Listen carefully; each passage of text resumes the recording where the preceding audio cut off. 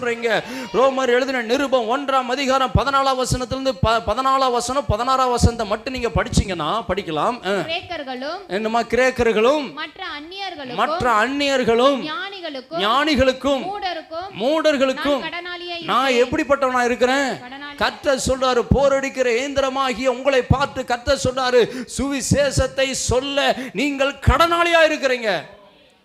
நான் எப்படி கடனாளியா மாறினேன் அப்படின்னா, ஆண்டவர் எனக்காக ரத்தம் சிந்தி விலைக்கிரயம் கொடுத்து என்னை கல்வாரி சிலுவிலே மீட்டிருக்கிறார். அல்லேலூயா.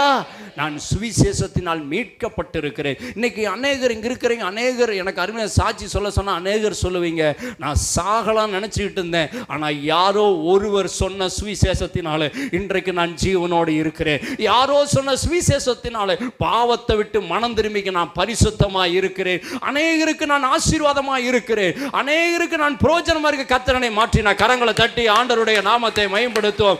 ஏன் இதெல்லாம் என்ன மாற்றத்தை கொண்டு வந்தது? சுவிசேஷத்தினாலே மாற்றம். எத்தனை பேர் ஆமென் சொல்றீங்க? கர்த்தர் சொல்ற, நீ புதிதும் கூர்மையான இயந்திரமாய் நீ இருக்கிற, நீ சுவிசேஷத்தினால் ஆத்துமாக்களை அறுவடை செய்ய நீ புறப்படு என்று கர்த்தர் சொல்லுகிறார். எத்தனை பேர் ஆமென் சொல்றீங்க? அல்லேலூயா, அல்லேலூயா. எனக்கு அருமையான தேவஜனமே, 1 கொரிந்தியர் 9ஆம் அதிகாரம் 16ஆம் வசனம் இப்படியாய் அற்புதமாய் சொல்லுகிறது. படிங்கம்மா, அந்த வசனத்தை படிக்கலாம். 1 கொரிந்தியர் 9ஆம் அதிகாரம் 16ஆம் வசனத்தை படிங்க. படிங்க. சுவிசேஷத்தை நான் பிரசங்கித்து வந்தும் மேன்மை பாராட்ட எனக்கு இடமில்லை. நான் மேன்மை பாராட்ட ஒன்றும் இல்லைங்க. நான் எத்தனையோ இடத்துல போய் சுவிசேஷம் சொன்னேன், எத்தனையோ பேர் ஏற்றுக்கொண்டாங்க, எத்தனையோ பேர் ஞானஸ்தானம் பெற்றாங்க. அதை குறிச்செல்லாம் மேன்மை பாராட்ட ஒன்றுமில்லை. அது என் மேல் விழுந்த கடமையா? அது என் மேல விழுந்த கடமை. எத்தனை பேர் ஆமென் சொல்றீங்க? தேவ பிள்ளையே, இன்றைக்கு ஆண்டுடைய சமூகத்தில் அமர்ந்திருக்கிற நீங்கள், கர்த்தர் உங்களை ஒரு இயந்திரமாய் வைத்திருக்கிறார். சாதாரணமான ஒரு இயந்திரம் இல்லை. உலகத்தில் இருக்கிற ஜனங்களை அறுவடை செய்யக்கூடிய, ஆத்துமாக்களை அறுவடை செய்யக்கூடிய ஒரு இயந்திரம். அப்படின்னா நீங்கள் எவ்வளவு பெரிய விசேஷமானவர்கள். ஆமென் சொல்லுங்களேன். அதுல இன்னொரு வசனத்தை சொல்ல படிங்கம்மா, படிங்க.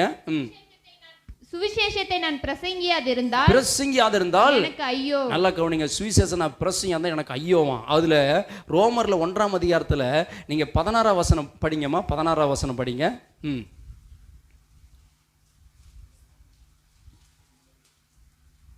படிங்கம்மா, படிங்க.